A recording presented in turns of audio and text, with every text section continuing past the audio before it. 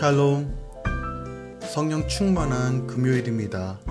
오늘 하루도 우리 주 예수 그리스도의 은혜와 하나님의 사랑이 할렐루야 모든 지체 가운데, 또한 함께 말씀을 나누는 모든 성도 가운데 충만히 임하길 우리 주 예수 그리스도의 이름으로 축원드립니다.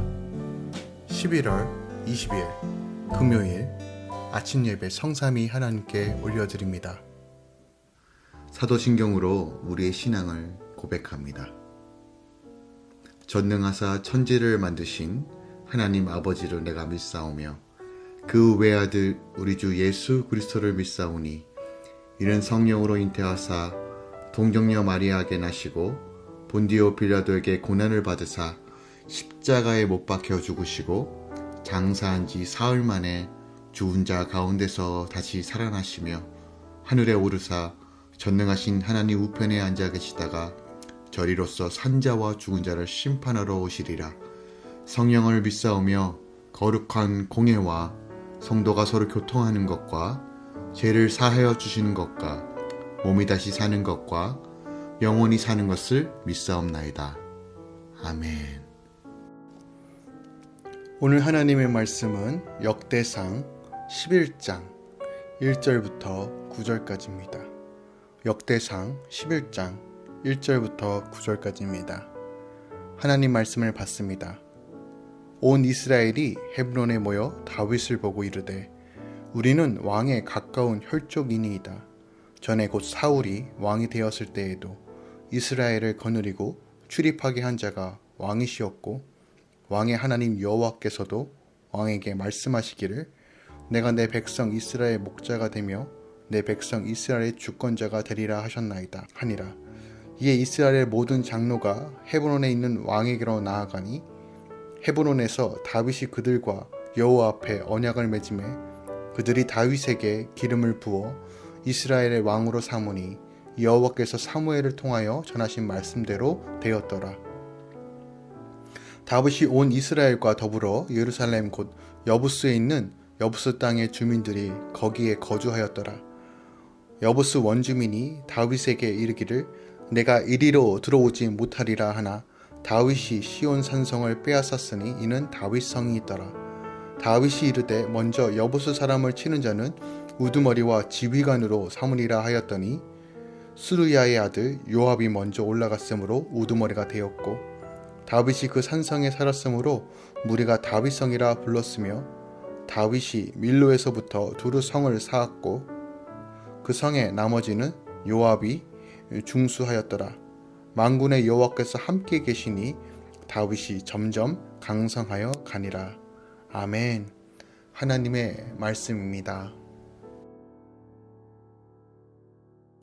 오늘 본문은 다윗이 이스라엘 왕 즉위와 예루살렘 정복 사건을 다루고 있습니다. 이스라엘 모든 지파는 헤브론에 모여 다윗에게 기름을 붓고 온 이스라엘의 왕으로 삼습니다. 그 전까지만 해도 유다 지파를 제외한 이스라엘 백성은 사울의 아들 이스보셋을 따르면서 다윗과 전쟁을 벌였습니다. 그들은 다윗의 대적이었습니다. 그러나 7년 6개월의 전쟁 중에 이스보셋이 자기 신하에게 살해되자 그들은 다윗 앞에 엎드려 다시 한번 다윗을 섬기기 시작하는 것입니다. 그들이 다윗을 왕으로 세운 이유를 오늘 본문이 말하고 있는데, 첫 번째로 다윗이 그들과 한 혈족이라는 것, 그리고 사울이 왕이었을 때도 자신들을 거느리고 전장에 출전한 자도 다윗이었다는 것을 강조하고 있습니다.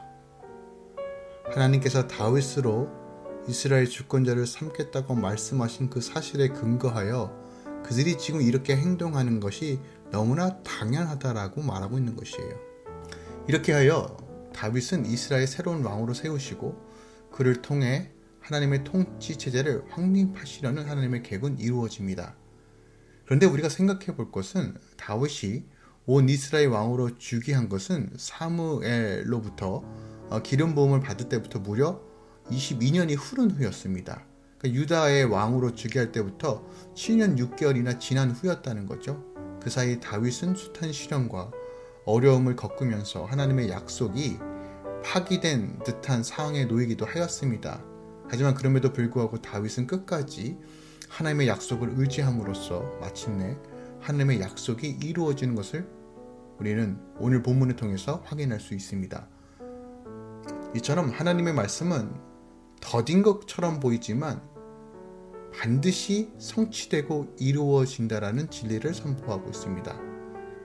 다윗은 사울의 신하로 있을 때도 맡겨진 일에 충성했고 이스라엘 백성들은 훗날 이것을 기억했다라고 말하고 있습니다. 언약을 믿고 헤브론에 거하며 인내할 때 하나님은 자신의 대적을 자신의 가장 가까운 혈족처럼 만드신다는 놀라운 일들을 오늘 본문을 통해서 우리가 확인할 수 있습니다. 즉 우리가 하나님의 안에 거하고 하나님만 의지한다면 하나님은 원수도 가장 가까운 돕는 배필로 바꾸실 수 있는 분이라는 것도 오늘 말씀하고 있는 것입니다.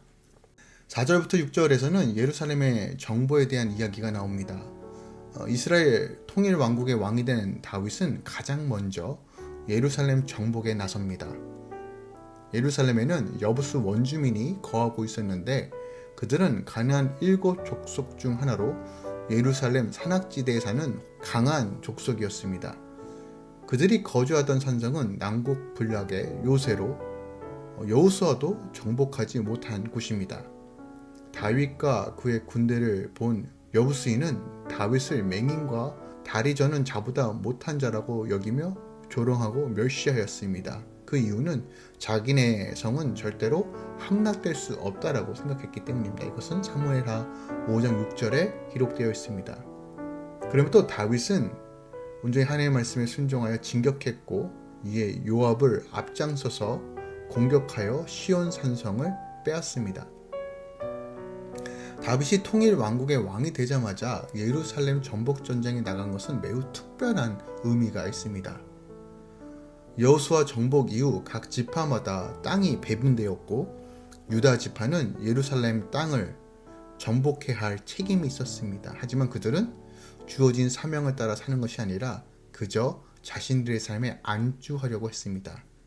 그런데 이것은 유다 지파뿐만 아니라 다른 모든 지파들도 남은 땅을 차지해야 될 사명과 책임이 있음에도 불구하고 전쟁을 하기보다는 안주하며 작은 애들 먹고 사는 것에만 치중한 삶을 살았습니다. 그 결과 사사시대에 그들은 하나님을 등지고 우상을 따른 결과 가나안 땅의 남은 족속으로 인하여 그들은 고통과 수치를 받았습니다. 그런데 다윗이 왕이 되자마자 예루살렘을 쳐들어갔다는 것은 바로 그가 하나님의 온전한 부르심, 그 사명을 따라 살았다는 것을 정형적으로 보여주고 있는 아주 중요한 대목입니다. 다윗은 여부스인에게서 빼앗은 그 산성에서 살았습니다. 다윗이 그곳에 살았기 때문에 사람들은 그곳을 다윗성이라고 불렀습니다. 이 구절을 통해서 우리가 또 알 수 있는 교훈은 아무리 많은 성을 정복하고 차지하더라도 그곳에 살지 않으면 그 성은 나의 성이 되지 않습니다. 즉 우리가 하나님으로부터 은혜를 받고 그 은혜로 죄를 끊어내 내 영혼에 하나님의 아름다운 성전이 세워졌습니다. 하지만 이 성전에 하나님의 말씀으로 내 안에 채우고 오직 하나님만이 왕노릇하지 못하면 그 은혜는 지속적으로 누리지 못한다는 진리를 가르쳐주고 있기도 하는 것입니다. 말씀대로 걸어가고 말씀대로 순종할 때만이 내 안에 하나님의 통치가 온전히 이루어져 다윗처럼 점점 강성해질 수 있다는 진리를 우리에게 가르쳐주고 있습니다. 조금 더 나아가 오늘 본문을 통해서 그럼 오늘 하루 우리가 묵상하고 적용해야 할 말씀이 무엇이 있을까요? 저는 5절 이하 말씀을 다시 한번 묵상해 보기 원합니다.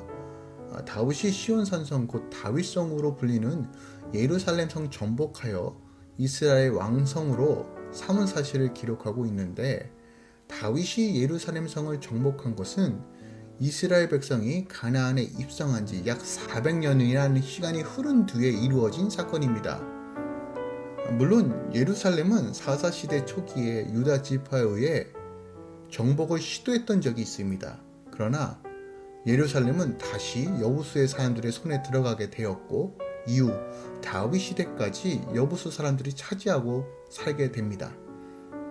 이스라엘은 그들의 나라 중앙에 가나안 족속을 방치한 채 400년의 세월을 그냥 흘러보낸 것입니다. 그렇다면 예루살렘 성을 점령하지 않는데 왜 이리 많은 시간이 걸린 걸까요? 왜 이스라엘은 예루살렘 성을 정복하지 않고 방치해둔 이유가 무엇일까요? 제가 앞서 언급한 것처럼 예루살렘 성은 고산지대에 있습니다. 사방이 고지대로 절벽으로 되어 있기 때문에 정복하는 것이 결코 쉽지 않습니다. 그래서 여부수 사람들이 다윗에게 소경과 절뚝박이로 너를 물리치리라 라고 놀린 것입니다. 감히 그들이 쳐들어올 수도 없고 쳐들어온다 하더라도 절대로 정복할 수 없다라는 자신감이 있었기 때문입니다. 신약시대에서 로마군도 이 예루살렘 성을 함락하기에 무려 3년이나 허비하였습니다. 그만큼 초연 요새입니다. 또한 두 번째로 이들은 전복 전쟁으로 인하여 손해보고 싶지 않았습니다. 전쟁을 하려면 참 많은 것들을 준비해야 합니다. 그런데 그것을 감수하고 자신의 손해를 보는 것을 감수하고 굳이 전쟁을 하려고 하지 않았다는 것이에요. 자신들의 유익과 이익만 따지다가 결국 정복 전쟁을 미뤘던 것입니다. 하나님께서 이스라엘 백성들에게 반드시 그것을 정복하라고 말씀하십니다. 그것은 여호수아 이후에 각 지파에게 주어진 사명입니다. 특히 유다 지파에게 주어진 사명입니다. 하지만 사람들은 하나님의 부르심보다 하나님의 사명보다 자기 자신의 안위와 풍요를 먼저 선택했습니다. 이 말씀은 오늘날 우리에게도 동일하게 적용됩니다. 이스라엘 백성들 앞에 예루살렘 성이 정복하기 어려운 견고한 성이듯이 우리 앞에도 주의 말씀에 따라 순종하며 살기에 버거운 현실과 문제들이 앞을 가로막고 있습니다. 주의 말씀에 순종하여 그 부르심에 따라 나아가야 하지만 여전히 자신의 연약한 믿음 또한 현실을 앞에서 자꾸만 우리는 타협하려고 합니다. 내 안에 여전히 역사하는 죄성과 사단에게 내어주는 여러 틈 때문에 견고한 성들을 정복하지 못하고 여전히 망설이는 성도들이 많이 있다는 것입니다. 하지만 기억하십시오. 우리는 하나님의 부르심을 따라 사는 자들입니다. 주님께서 우리를 구원해 주셨고 생명 주셨습니다. 그것은 그 무엇으로도 갚을 길이 없습니다. 그러나 하나님께서 주의 말씀을 청정하고 주의 뜻에 따라 살아가는 자들을 찾고 계시며 그런 자들을 강성케 하시겠다고 약속하십니다. 다윗은 충분히 왕이 됐을 때 자신의 왕권을 더 튼튼히 세울 수 있는 여러 가지 책략과 전략이 있었을 것입니다. 하지만 그는 400년 전에 명하신 하나님의 명령에 순종하여 바로 예루살렘 성을 정복하러 올라간 것입니다. 그리고 그 결과 하나님께서 다윗과 함께 하심으로 그 땅을 차지하게 되었고 더 강성하게 하나님께서 부강하게 만들어 주셨습니다. 우리 앞에 여전히 무너뜨려야 할 성들이 참 많습니다. 나를 금신케 하고 염려하게 만들며 하나님을 믿고 의지하지 못하도록 방해하는 이 세상의 견고한 성들이 여전히 많이 보입니다. 하지만 우리는 그 앞에 보이는 성, 그저 쳐다만 보고 두려워할 것이 아니라 주와 함께 함으로 이 성들을 무너뜨리고 다시 한번 주님께서 맡겨주신 그 사명을 향해 나아가야 한다는 것을 오늘 다윗의 삶을 통해서 우리가 분명하게 보여야 합니다. 오늘 6절에 다윗이 예루살렘의 공략을 위해 한 가지 제안을 하는데 먼저 여부수 사람을 치는 자에게 우두머리와 지휘관으로 삼겠다고 명령하는 장면이 나옵니다. 즉 여전히 나의 연약함을 보는 것이 아니라 주님 저 산지를 내게 주시옵소서라는 갈렙의 고백처럼 내가 오직 하나님의 부르심에 따라 살겠습니다라고 결단하고 행하는 모든 자들에게 그것을 감당할 수 있는 은혜와 능력도 주신다는 사실을 오늘 본문을 통해서 우리가 확인할 수 있습니다. 그러므로 오늘 하루 하나님의 나라와 의를 위해 살기 위해서 내가 어떻게 살아야 하는가, 내가 지금 무엇 때문에 머뭇거리고 있는가 다시 한번 점검하면서 다시 한번 우리 주 예수 그리스도의 이름으로 믿음으로 걸어가시길, 또한 그 부르심에 합당한 삶 사시길 우리 주 예수 그리스도로 축원드립니다. 코로나 영향으로 당분간 정부 방침으로 인하여 교회 안에서 모여서 예배하지 못합니다.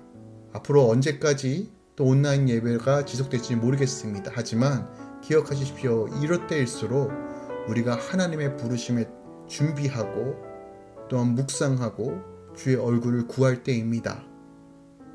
함께 기도하며 주님 바라보길 소망합니다. 기도하겠습니다. 사랑하는 주님, 우리 안에 그 부르심이 분명하게 있습니다. 하나님의 나라와 의를 위해 사는 삶. 이것을 어떻게 우리 삶 가운데 적용할지 실질적으로 말씀을 통해서 알려주시고 성령의 감동을 따라 살게 하여 주시옵소서. 내 안위와 내 건강과 내 생명, 이건 다 주님 안에 있음을 고백합니다. 자꾸 내가 하려고 하니까 우리가 점점 하나님의 사명으로부터 멀어지는 것 같습니다. 하나님, 우리를 굵은일이 여기시고 불쌍히 여기셔서 하나님 정말 믿음으로 걸어가며 주의 나라를 위해 온전히 걸어가는 삶 살 수 있도록 역사해 주세요.